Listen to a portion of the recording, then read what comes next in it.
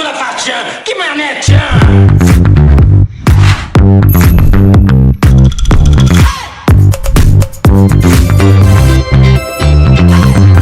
Sensível, observador e determinado, Diogo Vilela encanta por seu imenso talento e amor à arte. É uma alegria e uma honra te receber aqui no Sesc Cultura ao Quadrado. Fiquei muito feliz com os adjetivos. Obrigado. Mas você merece vários adjetivos aqui. Se a gente fosse fazer a lista, não acabava, né? Obrigado. É muita coisa, né? Eu queria começar esse papo te perguntando quando a arte entrou na sua vida, porque eu já ouvi depoimentos teus dizendo que você foi assistir uma ópera quando era muito pequeno e se encantou em primeiro lugar com os cenários. Conta essa história pra gente. Eu sempre gostei de cenário, de ambientes, de transformação. Eu acho que quando eu era novo, pequeno, eu era muito observador, que eu acho que é o primordial para qualquer artista. Primeiro vem a observação de tudo, tanto de cores como de pessoas, sensações, sentimentos. Eu era muito observador. E a ópera, quando eu vi a ópera dentro do quadro, do palco, aquilo para mim foi uma de luzes e canto. Aquilo para mim foi uma coisa, eu fiquei doido. Para minha sensibilidade, entende? Um encantamento mesmo. Uma identificação. Sei. É como se aquilo ali, eu queria pertencer àquilo. Né? E aí foi o primeiro passo para entrar na carreira artística. A partir dali? Não, dali eu fui amadurecendo, porque eu tinha 9 anos que eu ia, 9, 10 anos. Foi a primeira vez com 9 anos, então? Isso. E depois eu comecei, meu pai me deu um teatro, porque eu tive uma doença séria quando eu era criança, doença de criança. Tive uma doença no rim, foi muito sério. Precisou então, se isolar um pouco. Precisei me isolar e meu pai resolveu fazer isso porque via que eu fazia, para passar o tempo, miniaturas de palcos no caixa de sapato. Eu reproduzia o cenário que eu via. Para passar o tempo, porque eu não podia sair, né? Eu tenho até hoje essa sensação dentro de mim, que é uma sensação misturada de solidão com abandono, que é muito bom para o teatro. Eu já ouvi você falando algumas vezes que você se refere ao teatro como uma arte muito solitária, embora tenha essa troca com o público, né? E você tenha também companhias, e você tenha a troca nas companhias. É, solitário, eu digo assim, o meu sentimento que eu elaborei, para mim me ajuda no teatro. Porque o teatro é feito de sentimentos e voz, né? Então, é aquilo, você tem aquilo dentro de você como se fosse um material para trabalhar. É importante que o ator tenha sentimentos, tenha consciência do que é sensação, do que é sentir, além da observação, claro. Né? Então eu fui muito favorecido nisso, porque essa época aí de profunda solidão, porque eu não tinha amigos, eu não podia jogar bola, não podia jogar queimado, não podia ficava olhando da janela, aquilo me separou. Não foi bom para mim naquela época, mas depois, com o meu pai me dando teatro, a minha solidão se adequou àquela espécie de coisa material e aquilo transformou, talvez tivesse transformado por dentro. Uma coisa que me impulsionou a ter essa aptidão. Eu acho muito interessante. Não sei se eu expliquei direito. Não, eu acho que você explicou muito bem. Já era uma coisa que estava presente ali na sua vida e que que te fez amadurecer, né? Quando você teve esse período de isolamento. É uma visão do trágico também, uma visão do trágico. Criou um sentimento potente dentro de mim, entende?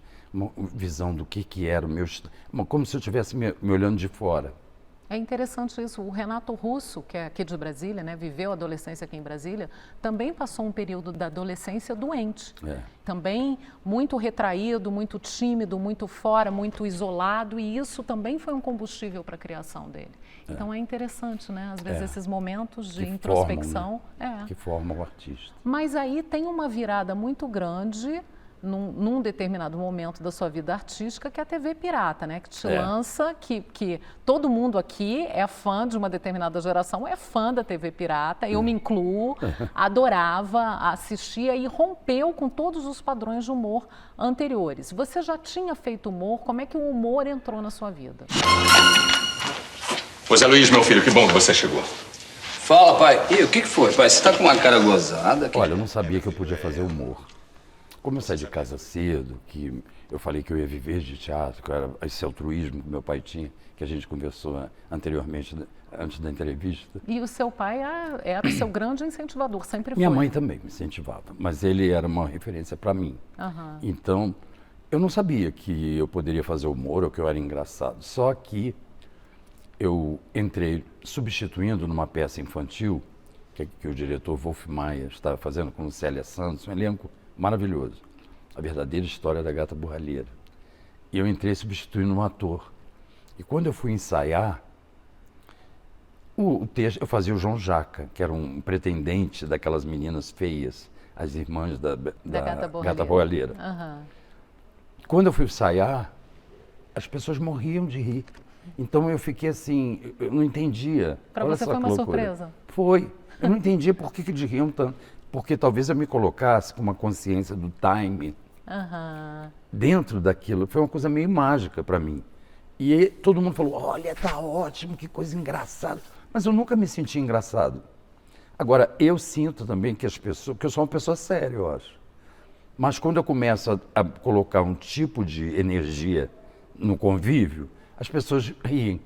Tem a ver com timing e tem a ver com ironia Natureza espiritual. também. Exatamente. A natureza uma da pessoa. coisa É um ponto de vista crítico que você elabora ali na hora. É uma natureza. Eu não sabia que eu tinha, engraçado, né? E você, eu já vi entrevistas da Aracy Balabanian dizendo que ela descobriu o humor nela por observações que você Isso. fez numa determinada peça. Isso é verdade? É verdade. A Aracy fazia uma peça do Mauro Razzi e do Vicente Pereira, que são dois autores de comédia dos anos 80, muito incríveis. E eu era assistente de direção do Gracindo Júnior. E eu ia lá no camarim, que eu via que ela ficava tensa, e eu falava para ela o jeito que ela devia, a pegada. Eu penteava o cabelo dela, eu ajudava na maquiagem. E eu falava, olha, naquela cena, e ela, né? Eu falei, é aquele tempo. Eu ia dizendo, e ela se sentiu bem com aquilo. Então ela falou, olha, eu quero que ele me dirija. Aí eu dirigia. O Gracindo falou, Gracindo muito maravilhoso, né? Falou, pode seguir o que ele fala. Tinha 19 anos. Aí eu falava para ela, olha, esse tempo aqui, não, você na hora, você para, aquela coisa, né? E ela seguiu a risca e ela adorou e deu resultado prático, né? Se descobriu, né, como comediante. Como comediante. Né, Ela naquele nunca momento. tinha feito comédia, naquele momento. Engraçado. Muito especial isso. É muito. Você falou Foi do- bom você lembrar isso. Uma Pois coisa é. que eu tenho muito carinho, essa lembrança. Pois é, e eu vi várias entrevistas dela falando isso, algumas entrevistas dela falando isso. Que e bom me que ela chamou a falou. atenção.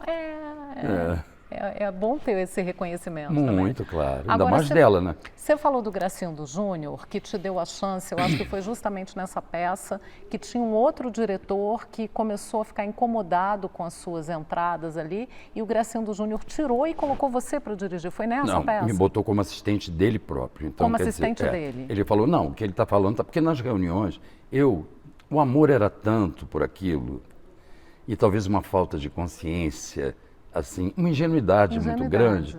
Eu dizia tudo. Eu falava, não, olha, eu acho, posso falar o que eu acho? Nessa hora, tá. E as pessoas ficavam assim, era Marieta Severo, Lúcia Alves, Tamara Taxman.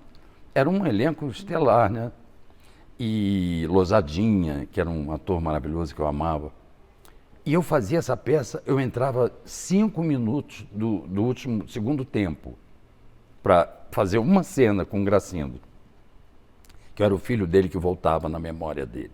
É uma peça política muito interessante. Então, eu dava palpite e o diretor ficou incomodado, com razão. Mas não era por falta de respeito. Mas eu não sabia me explicar, porque Era o uma diretor não empolgação, estava sabendo fazer. Aham. Eu fico muito aflito no teatro quando eu sinto que uma coisa que laceou, sabe quando você Sei, sente assim sei. que não está Tá legal? um pouquinho fora do- Porque teatro é uma coisa muito orgânica e precisa ter uma técnica. Sim. E é um conjunto, né?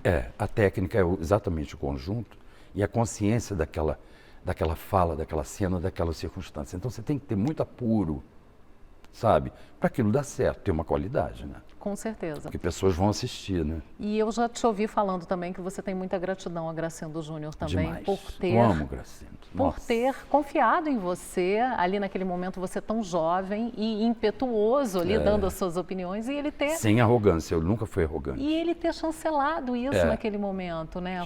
Foi uma coisa muito especial na sua carreira isso. Nossa, mas ele me ajudou muito, principalmente que ele me contratou, né? Eu ganhava 1%. Olha que Então, coisa. aquilo me ajudava. Claro. Entendeu? E a gente está hoje no Teatro Sesc Paulo Gracindo. É uma coincidência, né? Pois é. Que coisa Como é que é maravilhosa. estar aqui nesse teatro hoje do Sesc, representando, fazendo a sua peça O Bem Amado? Olha, o Sesc, primeiro no Sesc eu tive a primeira experiência fazendo Ensina-me a Viver em São Paulo com Madame Morrinot. O Sesc que patrocinava a minha primeira peça em que eu tinha um personagem protagonista junto com Madame Morrinot. Então eu sempre adorei o Sesc para mim, no sentido de que o Sesc investe no teatro como o teatro é. Eles entendem que o teatro tem essa relevância. Então isso para mim é muito importante. Eu sempre, desde 20 anos que eu trabalho no Sesc, praticamente. Fiz Calbi Peixoto no Sesc no Rio. Também, né? Foi a biografia do Calbi, nós fizemos um musical. Tenho muitas lembranças boas do Sesc. Essa peça Ensina-me a Viver foi um divisor de águas para você também, não foi? Foi. Foi porque eu era o primeiro protagonista, eu fiz teste, eu vivia de teatro, como eu disse, e eu fui contratado 2 anos, ninguém é contratado 2 anos para fazer uma peça. Então foi maravilhoso, eu pude ter um apartamento, ter uma vida, foi tão bom. Tem uma história que você fala que um primeiro dinheiro que você ganhou, eu estava falando que teu pai te apoiou muito, porque teve um primeiro dinheiro que você ganhou, que você chegou para ele e perguntou, então pai, eu monto a peça que eu estou querendo montar ou compro um apartamento? E acho que 99% dos pais naquela época diriam, compre um apartamento, garanta-se. E ele disse, monte a sua peça. Porque verdade? naquela época eu tinha feito um sucesso grande e eu fazia um comercial. Índigo Blues Santista. Até com Gilberto Gil, que ele cantava aquela música. Índigo Blues, sabe aquela música? E eu ganhei uma grana legal, para a minha idade e tudo. Eu poderia comprar um apartamento. E eu falei, o que eu faço com esse dinheiro? Aí ele falou, não, faz a sua peça que você vai comprar o teu apartamento ou outros apartamentos. E realmente, eu comprei um apartamento com essa peça. Então, foi uma coisa mágica também, né? Ter a confiança dele foi importante, né? Foi, ele era muito interessante, ele falava assim, meu filho, que era mineiro, né? Ele falava, meu filho, por favor, pede alguém para limpar o palco. Não deixa poeira no palco. Né? Sabe, até Olha, hoje eu tenho essa coisa. Isso, pede né? para passar um pano úmido no palco, que aquele é muito fechado, que ele é engenheiro, né? Aí falava, não, deixa comigo, claro. Então até hoje, você vê, tudo os símbolos que a gente vai recebendo, né? Para criar a nossa formação. Né? E que ficam, né? São parte da gente, É são parte da nossa identidade. Exatamente. Né? Tem outra passagem muito interessante que eu acho, que é o fato do seu pai não gostar que vocês, filhos, assistissem televisão. Ele gostava que vocês lessem e dava livros para vocês. Eu acho isso uma mensagem tão importante nos dias de hoje, quando a gente tem no Brasil tão poucos leitores, tão pouco interesse na literatura. Então, eu queria que você falasse um pouquinho sobre isso, sobre essa formação mais ampla, porque eu sei também que você foi iluminador, assistente de direção, você passou por várias funções dentro do teatro e muita leitura. Então, acho que essa formação mais ampla, mais completa, é muito importante para essas novas gerações que não estão muito interessadas, né? Olha, muito. O imaginário, né? O que forma o imaginário. O livro forma o nosso imaginário. E o artista precisa da imaginação, né? A imaginação é tudo na arte. E, graças a Deus, eu tive esse pai, né? Que falava pra gente, olha, ele me dava um livro e falava, daqui a 15 dias você vai me contar o que tem nesse livro. Eu já li, ele falava. Aí eu lia para contar para ele. Era uma maneira até de eu me aproximar dele. Sim, né? uma troca, né? E a minha família era uma família de leitores. Eu tenho 5 irmãos, né, 6 comigo. E eu lembro que, uma época, todo mundo em casa lendo. Ninguém via muito televisão. A televisão não tinha uma atuação na minha criação. Então, acho que a minha relação com a TV hoje também é um pouco distante por isso. Eu acho que eu aproveitei o que eu pude quando eu trabalhei na TV. Eu quero continuar trabalhando, fazer outros trabalhos, claro. Mas eu acho que houve esse satélite, entende? Eu fiquei meio ligado ao teatro por causa disso. É uma formação. Meu pai nunca deixou a gente assistir. A gente assistia de noite, porque minha mãe era cinéfila. E ela gostava de ver os filmes, então ela chamava a gente. Mas era uma novidade a gente vê televisão. E o primeiro teste que você fez para a TV, você foi acompanhado de um irmão, né? Não Fui, foi nem meu do irmão, pai nem da mãe, meu irmão né? Antônio Carlos. E como Não, é eles que não foi? quiseram me levar. Não, né? Não. Como é que foi isso? Você chegou... Eu cheguei às 7 horas da manhã na Von Márcio, lá no Jardim Botânico. O teste era às 18 horas. Tinha uma fila. E eu fiquei no carro do meu pai com meu irmão. A gente almoçou, depois voltou. Tudo muito assim. Passar o dia inteiro, né, 6h30, 18h30, eu entrei no portão da TV Globo. Aí fui encaminhado para o teste. Quando eu entrei no estúdio, que a porta abriu, eu tinha uma mesa, estava Dias Gomes, o autor da peça que eu faço hoje, Glória Menezes, Marlos Andreucci, que é um diretor que dirigiu a novela que eu fiz, que faleceu, muito jovem, depois disso. E havia outras pessoas importantes, eu não lembro direito. Outros atores, talvez, que eu não sei localizar. Então, quando abriu, eu lembro que eu vi aquelas pessoas, mas eu não sabia quem eles eram realmente. Eu tinha 10 anos, 10 para 11 anos, acho que 11. Mas eu era criança. Hoje em dia, uma pessoa de 11 anos não é criança, mas eu era criança. Então, aquilo foi mágico, né? E aí eu fiz uma cena com a Glória Menezes, que depois eu fui filho dela na novela, uma novela ótima, Guerra do Sexo, e dirigi ela no teatro. Jornada de um Poema, e ela ganhou o prêmio Governador de Estado, a Glória. Que maravilha! Uma atriz incrível, singular. Tem nessa história desse seu primeiro teste, tem um pouco dessa determinação que eu falei no começo, né? Você é muito determinado, né? Porque teve uma história de entrar um outro menino, passar na sua frente, você subir uma escadaria, voltar lá e dizer, não, Não, eles falaram para mim, olha, de repente chegou uma pessoa, uma senhora que toca violão, amiga deles, de alguém lá, com um rapaz, falou, então ele que vai fazer, né? Você não. Eu já estava com... Aí meu irmão, então vamos embora. Quando chegou lá embaixo, eu falei, não é possível isso. Não vou Aí aceitar. voltei, eu falei, não vou aceitar isso. Aí eu voltei e falei, esse menino não é ator, chegou agora, e eu não posso, como? Por que eu fui cancelado e tal? Aí eles ficaram meio assim. Aí eles falaram assim, você faria outra novela? Porque eu não fiz o papel que eu passei. Foi esse menino que fez. Eu fiquei chateado.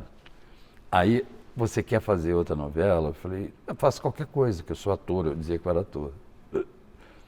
Aí fiz a novela, das 22 horas, que a Globo estava lançando o horário. Tem que ter muita determinação para trabalhar com cultura no Brasil? Essa determinação é fundamental? Olha, eu acho que se você não tem a natureza, você não vive o revés da coisa. Porque é muito problema, gente. Acontece, a coisa acontece, o teatro acontece, os patrocínios acontecem, graças à Lei Rouanet, graças a uma lei santa que querem demonizar, mas que a lei é muito importante para o teatro. Teatro é fomento, você veja o que o Sesc faz. Olha a condição que o Sesc dá para as pessoas assistirem inúmeros artistas. E formação de público E formação também. de público, exatamente. Pessoas que às vezes nunca entraram no teatro, nunca tiveram oportunidade de assistir uma peça, tem essa oportunidade no Sesc. Exatamente. Eu estou falando, não é porque eu estou tendo essa oportunidade, que é verdade. Entende? Então, o teatro é fomento. Sem fomento não tem teatro. E tem uma coisa muito, eu acho que quando demonizam, como você disse, Lei Rouanet e essas leis de incentivo, a cultura em geral, não só o teatro. É um crime isso, eu acho. Você está matando, de certa forma, a identidade brasileira, porque nós somos formados também por isso, né? E o teatro nos dá condições, o teatro e as outras artes nos dão condições de sermos cidadãos mais completos e conscientes. Olha, eu acho que o Brasil é um país maravilhoso, que existem meia dúzia de pessoas que não deixam o país ir para frente, que não deixam a cultura prosperar, que denigre, que invalida, que proíbe. Então, existe. Nós somos, assim, eu acho que nós temos uma civilização muito interessante, criativa, invalidada, criada com pouco dinheiro. Pessoas que não... O salário mínimo é baixíssimo, eu acho. Então, pessoas que são dedicadas na vida. Eu tenho muito respeito a isso, a um povo, esse tipo de povo. Eu acho que existem meia dúzia que fala, não deixa, não faz. Não. Você veja, eu estou fazendo uma peça. Essa peça já foi vista por 40 e tantas mil pessoas. Lota em todos os lugares. É uma peça de um grande autor brasileiro. Eu tenho 50 anos de profissão. Mesmo assim, não temos patrocínio. Essa peça, se não fosse o Sesc, a gente teria parado. Então, a gente tem que implorar, tem que ficar... Entende? É uma coisa muito difícil. não tem acesso, a gente não tem acesso. Você tem que tentar e ficar firme. Ano que vem a gente vai tentar, temos a Lei Rouanet, fazer com todas as empresas, para ajudarem a gente a fazer uma peça brasileira, gente. Sabe? Uma peça mesmo.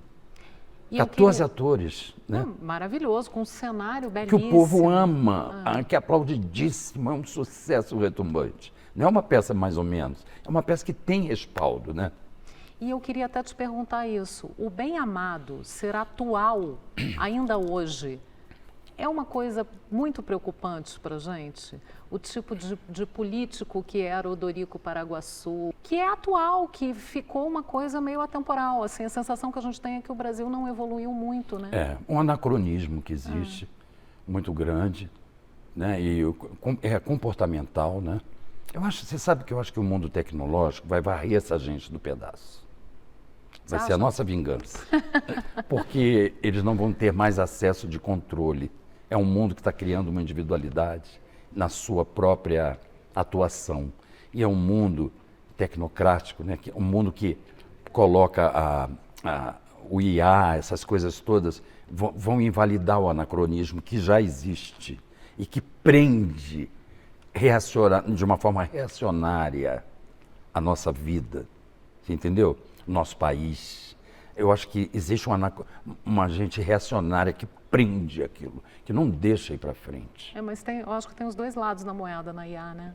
Porque tem um lado também de fake news, tem um lado também... Isso é horrível. Todas as coisas ruins existem. Mas eu estou dizendo, eu acho que não vai ser... A gente não vai ter controle mais sobre isso. O teatro não tem IA, por enquanto. Né? Ele prescinde do ator. Então, por isso que eu fico assim, bom, eu ainda estou... E depois, na minha idade, eu acho que quando a IA estiver estabelecido, se chegar ao teatro, já era, para mim, entendeu? Eu nem quero estar, porque eu sou aquele que ainda seria rudimentar, né, perto do IA. Mas eu acho que o artesanal, no sentido de feito por nós, feito pelos humanos, eu acho que nunca vai perder espaço. Eu espero. Por mais que se tenha inteligência artificial dominando, eu acho que tem o feito à mão ainda vai ser... Vamos ver se a gente né? vai ter esse controle, né? É uma coisa que a gente tenta, mas vamos ver. Né? Agora, você está falando muito dessa coisa da tecnologia. A sensação que eu tenho é que a tecnologia fez as pessoas ficarem ainda mais individualistas. A gente estava comentando antes da gravação a questão do altruísmo. Tenho essa sensação de que é uma coisa mais... E o teatro é o contrário, né? O teatro é o coletivo, né? Não só dos atores com o público, essa troca, como entre os atores, que vocês viram praticamente uma família, né? Nossa, demais. Aqui na minha peça, é uma coisa, 14 atores que as pessoas se adoram e convivem bem. Olha, eu estava pensando enquanto você falava, né? Existe uma coisa meio mágica, porque separa esse lado dessa conquista tão do mundo da IA, né? Esse mundo que... O grande problema é essa sensação de que não precisa, que aquilo vai funcionar. Não precisa Então, aquilo vai existir sempre, uma coisa que te observa e diz quem você é, que te cataloga, né? Então, essa coisa de não precisa ter afeto, não precisa ser tão íntimo, não precisa ser tão... Isso eu acho muito ruim. Eu acho que o teatro mostra às pessoas como elas sentem as coisas. Como elas sentem as coisas. Você vai ter ali uma aula de sentimento. Depende, ou o Dias Gomes ou qualquer outro autor, a peça ensina como, ou mostra, ensina não, mostra, porque ensinar não ensina, mostra como as pessoas sentem as coisas. E nada mais humano do que sentimento. Então... Entendeu? A IA ainda não chegou nesse ponto. Eu queria voltar um pouquinho para a parte do humor. Você teve um encontro com o Chico Anísio, que ele te fez um convite que você acabou não aceitando no momento, mas que você disse que teve que tomar um calmante para falar com ele. Tem essa história mesmo? Tem. Ele queria que eu substituísse ele, porque ele teve uma queda na piscina. Então ele não estava podendo trabalhar. E ele queria que o programa dele continuasse. Então ele me chamou na casa dele, eu fui em pânico, que eu fiquei, aquele mito, né, Chico Anísio. Claro. E ele estava junto com o Bruno, o filho dele, que é redator, na época era redator dele, Bruno Mazeu, que era bem jovem. E ele falou, olha, você vai ser, eu conheço você como ator, você vai ser o primo do Popó, o neto do professor Raimundo, você vai compor todos os personagens, porque eu sei que você é capaz. Aí eu falei assim, onde é o banheiro? Eu falei, só um instantinho, fui no banheiro, eu levei, sabe? Tomei um remédio que eu comecei a tremer. Eu vi que ali estava decidido o meu destino. Ou eu seria o que eu sou hoje, negando, ou eu seria um comediante de televisão. Eu seria um substituto dele, um exemplo. Ou seja, no caso, uma coisa definitiva ali. Ah, eu né? vi que a minha De vida estava em caminho. jogo ali. Precisou de um calmante para... Precisou. Eu tomei uma meiotinha. Queria, para encerrar, perguntar para você qual é a sua visão de Brasília. O que você acha da cidade? Quais as impressões que você tem da cidade? Olha, eu venho aqui com o teatro desde 21 anos. Primeiro que eu acho que as pessoas vão ao teatro. Então, isso para mim me dá um carinho muito grande pela população, pelo povo de Brasília. Que é um povo que comparece na cultura. Isso para mim é tudo. Já é uma resposta da minha admiração.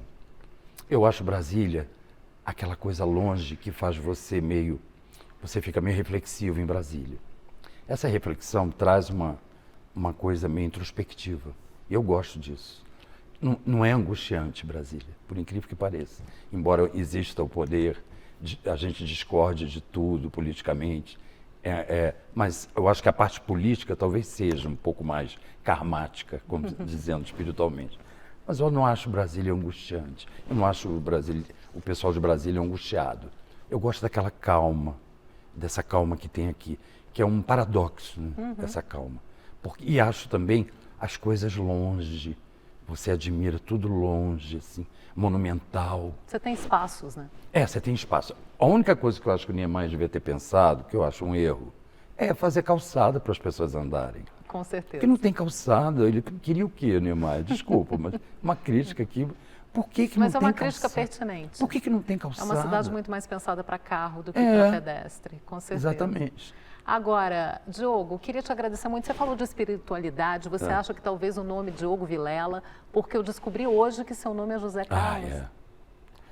Você acha que isso teve a ver também com o sucesso? E o artista vive disso, né? E o José Carlos ficou... Não, o José Carlos existe, sou eu, né? José Carlos Monteiro de Barros, sou eu. Que era nome, disseram para você que era nome de advogado, né? Ou dentista, que não podia... Mas foi por causa da novela, porque mudaram, porque tinha que ser 2 nomes, aquelas coisas. E minha tia, numeróloga, fez. Olha, isso é um karma que eu adquiri, né? Mas ao mesmo tempo muito bem-vindo, porque não posso dizer que não tenha dado sorte. Até hoje, tive muita sorte com esse nome. E todo mundo me vê como Diogo. Eu mesmo me vejo. Mas eu adoro José Carlos. Existe, talvez, na minha alma, sei lá. Viva Diogo Vilela! Viva. Muito obrigada pela entrevista, Obrigado a você. Muito obrigada pela conversa. Prazer estar aqui com você. Prazer conversar. É todo meu. Muito obrigado por você ter sabido tanto da minha trajetória, eu fiquei muito feliz. Nossa, eu que fiquei muito feliz de ter tido a chance de compartilhar um pouco essa história com todas as pessoas que estão nos acompanhando. Muito obrigada. Obrigado a você. Uma honra. O Sesc Cultura ao Quadrado volta com uma próxima entrevista incrível. Aguarde. Ele está de volta. Ele se embrenhou na floresta para vingar seus companheiros mortos. Bambi 2, a vingança. Próximo cartaz de Tela Morna. É um choque o que vem por aí.